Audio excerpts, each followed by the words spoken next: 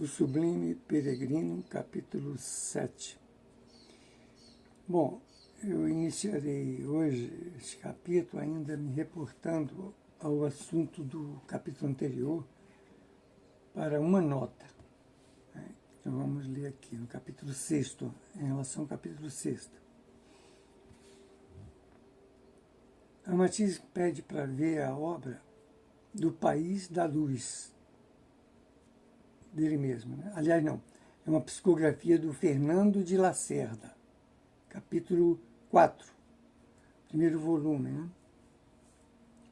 Quando o espírito de Napoleão, ele diz o seguinte: o eleito é sempre escolhido, porque Jesus foi eleito. Mas o escolhido não é eleito, é o caso de Napoleão, foi um escolhido.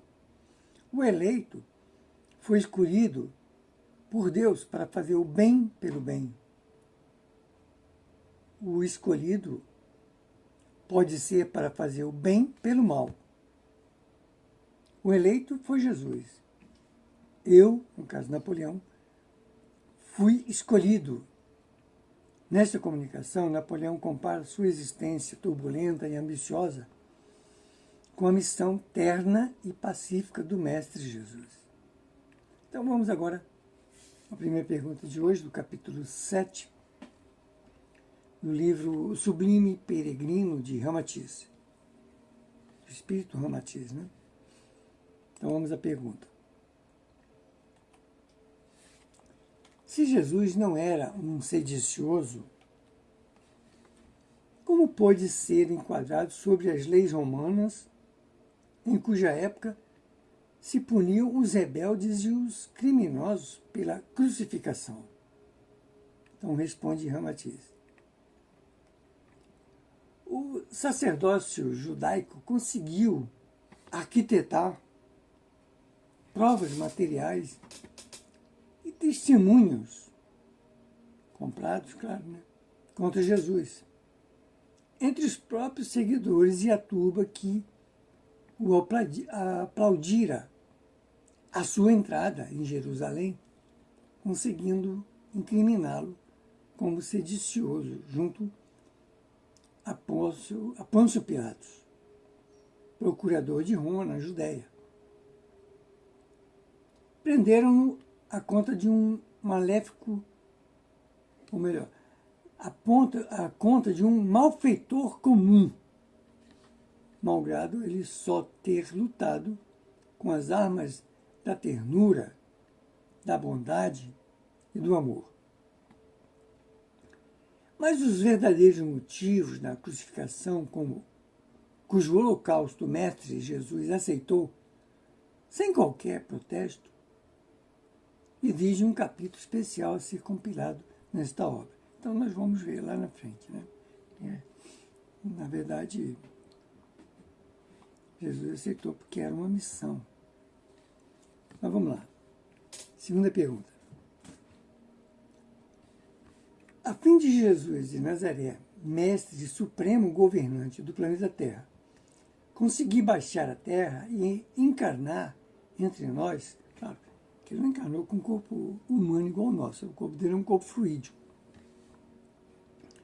Houve necessidade de providências excepcionais, ou tal acontecimento obedeceu somente às mesmas leis comuns que regulam a encarnação dos espíritos em geral? Responde a Ramatiz. O nascimento do Mestre Jesus ou de altas entidades siderais no vosso orbe, no planeta Terra, como Jesus, exige a mobilização de providências incomuns por parte da técnica transcendental, cujas medidas ainda são ignoradas e incompreendidas pelos terrícolas. Ainda não chegamos lá, né? É um acontecimento previsto com muita antecedência pela administração sideral. Aqui tem uma nota que eu vou ler lá embaixo, depois vou retornar aqui. A nota diz o seguinte: Ramatiz pede para ler o livro que provavelmente a gente vai comentar aqui, o livro Mensagem do Astral, no capítulo que ele fala sobre os engenheiros siderais e o plano da criação, que dá uma ideia aproximada da administração sideral. Esses trechos foram extraídos de um outro livro, que é do espírito Emmanuel, trazido pelo médium Chico Xavier, que é o livro A Caminho da Luz. Entre aspas, abre aspas, rezam as tradições do mundo espiritual que, na direção de todos os fenômenos do nosso sistema, existe uma comunidade de espíritos puros e eleito pelo Senhor Supremo do Universo, em cujas mãos se conservam as rédeas diretoras da vida de todas as coletividades planetárias no universo. Então, vamos voltar lá, então, onde nós estávamos lendo sobre essa resposta aqui. A resposta do Ramatiz sobre a pergunta, né, do que é necessário para um espírito dessa categoria reencarnar no mundo desse. Então, vamos lá. A resposta é: o nascimento do Mestre Jesus ou de altas entidades siderais no vosso orbe, como Jesus, exige a mobilização de providências incomuns por parte de técnica transcendental, cuja medida ainda são ignoradas e incompreendidas. Nós não temos ainda como compreender um corpo fluídico, né, como ele surge aqui na Terra. É um acontecimento previsto com muita antecedência pela administração sideral. Agora, continuando onde eu parei para fazer a leitura dessa nota. Pois do seu evento resulta uma radical transformação no seio espiritual da humanidade. Até a hora de espírito tão elevado vir à luz no mundo terreno, devem ser-lhe assegurados os recursos de defesa e assistência necessário para o êxito de sua descida vibratória. Imagina, esses espíritos já estão numa categoria de espíritos que habitam outros corpos, não mais corpo, nem o corpo astral eles habitam mais, eles habitam um corpo átimo, talvez o búdico, átimo búdico. Os recursos de defesa, de assistência necessários para o êxito de sua descida vibratória, ponto. Aliás, para cumprir a missão excepcional,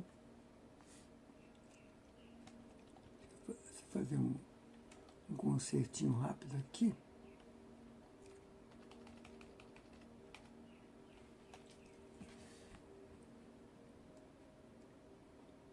No prazo marcado pelo comando superior, o plano de sua encarnação também prevê o clima espiritual de favorecimento e divulgação de sua mensagem na esfera física. Quer dizer, a humanidade tem que estar já num determinado período da evolução. Desse modo, encarnam-se com a devida antecedência espíritos amigos.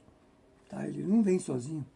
Os apóstolos de Jesus já eram anjos, eles vieram apagadinho para poder colaborar. Fiéis cooperadores, como principalmente João Evangelista, né, que foi quem depois recebeu o Apocalipse, o livro da revelação. Apocalipse significa revelação, que empreendem a propagação das ideias novas ou redentoras recebidas do seu magnífico instrutor em favor da humanidade sofredora. Jesus é um mestre, um gênio criador. Eles chamam aqui de avatar, mas ainda não temos a ideia exata do que seria um avatar, é um outro termo usado mais no Oriente, na Índia, por exemplo. Ou seja, uma entidade da mais alta estirpe sideral, já liberada da roda exaustiva das reencarnações educativas ou expiatórias. Né? São espíritos já elevadíssimos. Em consequência, a sua encarnação não obedeceu às mesmas leis próprias da encarnação comum, dos espíritos primários, como eu, e atraídos à carne devido aos recalques da predominância do instinto animal. Os espíritos demasiadamente apegados à matéria não encontram dificuldades para a sua reencarnação no mundo desse, né? Pois em si mesmo já existe a força impetuosa do desejo impelindo-os para a carne. No entanto, Jesus, sublime peregrino, ao baixar à terra, em missão sacrificial e sem culpas kármicas, o Espírito puríssimo, e a redimir, culpas kármicas, a redimir sem ela, para facilitar o seu ligamento com a matéria, viu-se obrigado a mobilizar sua vontade no esforço de reviver ou despertar na sua consciência o desejo de retorno à vida física já extinto em si há milênios e milênios e milênios, a fim de vencer a distância vibratória existente entre o seu fulgente reino angélico e o mundo terreno sombrio. Ele empreendeu um esforço indescritível de autorredução, seu potencial quanto ao que um raio de sol teria de exercer em si mesmo para conseguir habitar um vaso de barro. Os espíritos inferiores são arrastados naturalmente pelos recalques dos desejos que os impele para a vida carnal, e assim ligam-se à matriz uterina da mulher, obedecendo apenas ao imperativo ou instinto próprio da sua condição ainda animalizada. Aqui tem um outro parênteses, que é uma nota, eu vou ler lá embaixo, depois vou voltar aqui. Tá? É o seguinte, segundo Buda, elevado instrutor espiritual que surgiu na Ásia, abre aspas, é no desejo, essa coisa da gente desejar, que se encontra a causa de todo o mal, de toda a dor, da morte e do renascimento na carne. É o desejo, essa coisa que a gente tem o tempo todo, que é aquilo, quer porque aquilo outro. É o desejo, é a paixão que nos prende às formas materiais e que desperta em nós mil necessidades, sem cessar e nunca saciada. O fim elevado da vida é arrancar a alma dos turbilhões do desejo. Então vamos voltar lá, onde nós paramos, e continuar aqui para finalizar esse capítulo.